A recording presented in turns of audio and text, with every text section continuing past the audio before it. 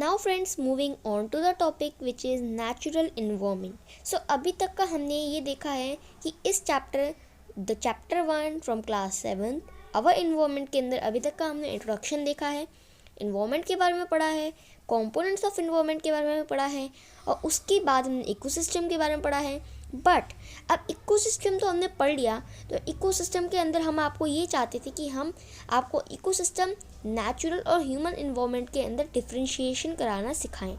सो हमने इकोसिस्टम के अंदर नेचुरल और ह्यूमन इन्वायरमेंट को इंक्लूड किया गया है, जो हम पार्ट ए और पार्ट बी से रिप्रेजेंट करेंगे। और ये जो नेचुरल और ह्यूमन इन्वायरमेंट है, ये दोनों ही एक ही पार्ट में, जो ये अभी पार्ट चल रहा है, इसमें हम इंक्लूड करेंगे। सो ये एक शॉर्ट रहेगा हमारा नेचुरल और जो हमारा ह्यूमन मेड इन्वायरमेंट है, इसके बारे में हम कंपेयर करेंगे from the ecosystem. So natural environment हमारा पार्ट ए रहता है। सो जो नेचुरल इन्वायरमेंट है, ये एक ऐसा इन्वायरमेंट है जो नेचर ने खुद से नेचुरली क्रिएट करा है। सो ये आपको समझना बहुत ज़्यादा इंपॉर्टेंट रहेगा कि जो नेचुरल इन्वायरमेंट है कुछ नहीं है, बट जो नेचर ने खुद से इन्वायरमेंट क्रिएट करा है खुद से। सो ये जो नेचुरली मेड इन्वायरमेंट है, ये नेचुरल इन्वायरमेंट कहलाता है। ये सारे के सारे चीज़ें कंसिस्ट करता है, जैसे कि लिविंग, नॉन लिविंग थिंग्स और बायोटिक, एबायोटिक कंपोनेंट्स रिस्पेक्टिवली। ठीक है। So the biotic components require several basic needs for survival like air, water और जो चीज़ें हैं ये लैंड एक्सेट्रा। सो इन सभी को एयर, वाटर और जो चीज़ें हैं, इन सभी को स्पेसिफिक नेम दिए गए हैं। So now let's study them in detail. अब सबसे पहले हमारा वाटर, जिसे हम हाइड्रोस्फीयर कहते हैं। अभी हमने देखा कि जो हमारा जो नेचुरल इन्वायरमेंट है, इसके अंदर सेवरल बेसिक नीड्स होती हैं। पहला हमारा वाटर है, फिर एयर है, फिर लैंड है। सो पहला हमारा वाटर है, जिसे हम कहते हैं हाइड्रोस्फीयर। अब जो domain of water is referred as the hydrosphere. अब ये डोमेन क्या होता है? अब आपको पता होगा, क्लास 6 में हमने पढ़ा था एक चैप्टर जिसका नाम था डोमेन्स ऑफ आवर अर्थ। इसमें हमने देखा था कि डोमेन क्या होते हैं। अब डोमेन एक ऐसा स्फीयर होता है जहाँ पर कोई भी चीज़ का अमाउंट ज़्यादा होता है। So the domain of the water is referred as hydrosphere.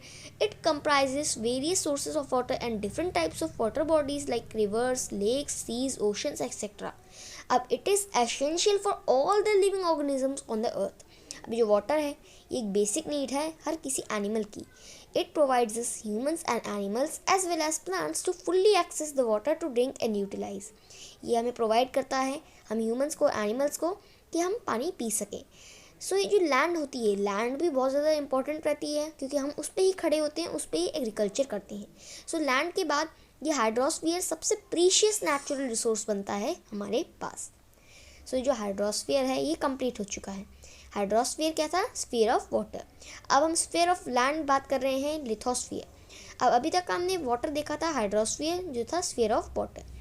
अब हम बात करने जा रहे हैं लिथोस्फीयर के बारे में, जो है स्फीयर ऑफ लैंड। लिथोस्फीयर एक सॉलिड क्रस्ट होता है और the hard top layer of the earth, जो हमारी अर्थ की हार्ड टॉप लेयर होती है, क्रस्ट, वो कहलाता है लिथोस्फीयर। अब जो लिथोस्फीयर है, वो रॉक से और मिनरल से बना हुआ है और ये बहुत ही थिन लेयर है सॉइल की। It is an irregular surface with various landforms such as mountains, plateaus, plains, valleys, etc.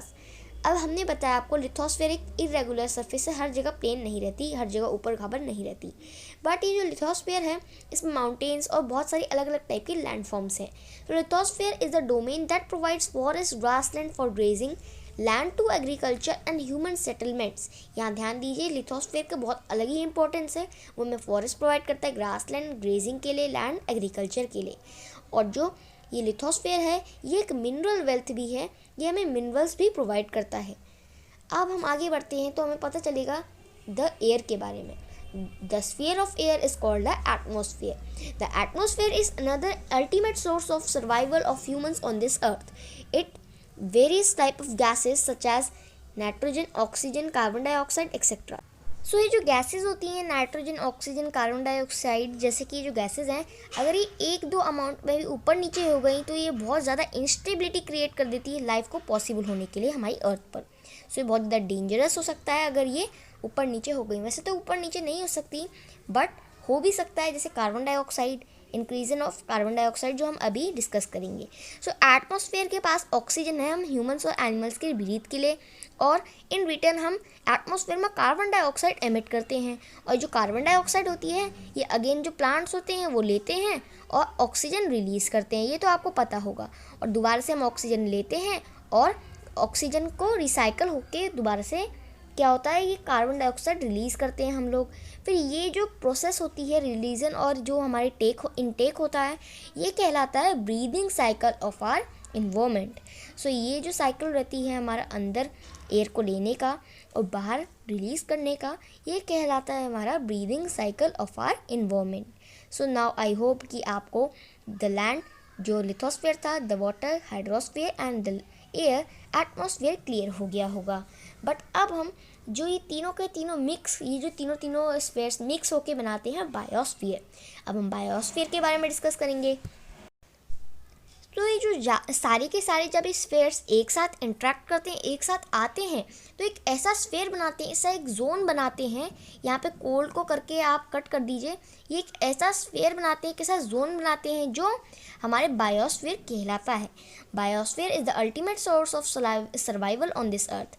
ये हमें फूड प्रोवाइड करता है, एयर प्रोवाइड करता है ब्रीदिंग के लिए, वाटर प्रोवाइड करता है ड्रिंकिंग के लिए, और बहुत सारी अलग अलग टाइप की बेसिक और एडवांस नीड्स प्रोवाइड करता है हम ह्यूमंस के लिए, सर्वाइवल के लिए। सो विदाउट बायोस्फीयर जो लाइफ है हमारी वो पॉसिबल बिल्कुल भी नहीं हो सकती है हमारी अर्थ पर। सो बायोस्फीयर सबसे अल्टीमेट सोर्स है हमारे सर्वाइवल के लिए। Without biosphere nothing would be possible on this earth. और बायोस्फीयर और जो हमारा इन्वायरमेंट है यह काफ़ी हद तक एक दूसरे से इंटरकनेक्टेड है। सो नाउ आई होप कि आपको ये चारों के चारों स्फीयर्स, आपको चारों के चारों डोमेन्स पता चल गए होंगे। नेक्स्ट हम देखते हैं बी पार्ट पर, जो है हमारा ह्यूमन इन्वायरमेंट। अभी तक का हमने ह्यूमन इन्वायरमेंट के बारे में पढ़ा है कंपोनेंट्स ऑफ द इन्वायरमेंट के अंदर और इंट्रोडक्शन के अंदर। ह्यूमन इन्वायरमेंट आपको पता चल गया होगा, ये एक ऐसा इन्वायरमेंट है जो हम ह्यूमंस क्रिएट करते हैं नेचुरल इन्वायरमेंट को मॉडिफाई करके। हमारी जो नीड्स होती हैं, हम उन नीड्स के ऊपर, हम अपनी नीड्स के अंदर हिसाब से हम नेचुरल इन्वायरमेंट को मॉडिफाई करके ह्यूमन इन्वायरमेंट में कन्वर्ट करते हैं। ये जो नेचुरल इन्वायरमेंट होता है ये क्रिएट होकर ह्यूमन इन्वायरमेंट बनता है, और ये जो ह्यूमन इन्वायरमेंट होता है सारी क्रिएशंस को हैंड ओवर करता है जो ह्यूमंस ने बनाई है। हम ह्यूमंस ने बहुत सारी नेचुरल और न्यू एडवांसमेंट्स क्रिएट करी हैं as compare from centuries. Mean centuries 100 years की एक सेंचुरी होती है। सेंचुरीज हमने बहुत नई नई एडवांसमेंट्स क्रिएट करी हैं और मार्वलस इन्वेंशंस क्रिएट करे हैं। So the basic inventions of automobiles, अब जैसे ऑटोमोबाइल्स बनाए हैं, व्हीकल्स बनाए हैं हमने, सो बिल्डिंग्स और even infrastructure has been created in just few decades. अब जो 10 ईयर्स होते हैं उनका एक डेकेड बनता है। अब डेकेड्स में हमने मीन्स 10 ईयर्स के उसमें दौरान में हमने बहुत अलग अलग टाइप के इन्वेंशंस बनाए हैं, और जो सारे के सारे इंफ्रास्ट्रक्चर होते हैं ये हम ह्यूमंस पर बहुत ही बड़ा ग्रेट इम्पैक्ट डालते हैं। कैसे? जैसे ऑटोमोबाइल्स होते हैं, व्हीकल्स होते हैं, ये पॉल्यूशन करते हैं एयर में। जो पॉल्यूशन होता है इंडस्ट्रीज से वो हमारे वाटर और एज वेल एज एयर दोनों को पॉल्यूट करता है। सो हम ह्यूमंस को ये लर्न करना चाहिए कि जो एंडेंजर्ड स्पीशीज़ होती हैं, जो विलुप्त होने वाली स्पीशीज़ होती हैं, और जो दूसरे ऑर्गेनिजम्स होते हैं उन सब के साथ अच्छे से रहें। So from this all organisms can live in a harmonious way. इसी के साथ अभी तक का हमने ये पढ़ा है कि इन्वायरमेंट के 3 टाइप्स होते हैं जो ह्यूमन और ह्यूमन मेड और ह्यूमन इन्वायरमेंट के अंदर कैटेगराइज होते हैं। बट अभी हमने ह्यूमन इन्वायरमेंट पढ़ा और अभी हमने ह्यूमन मेड इन्वायरमेंट पढ़ा। सो ह्यूमन इन्वायरमेंट के अंदर ह्यूमंस इंक्लूड होते हैं और उनकी फीलिंग्स, और ह्यूमन मेड इन्वायरमेंट के अंदर इंफ्रास्ट्रक्चर क्रिएट होता है।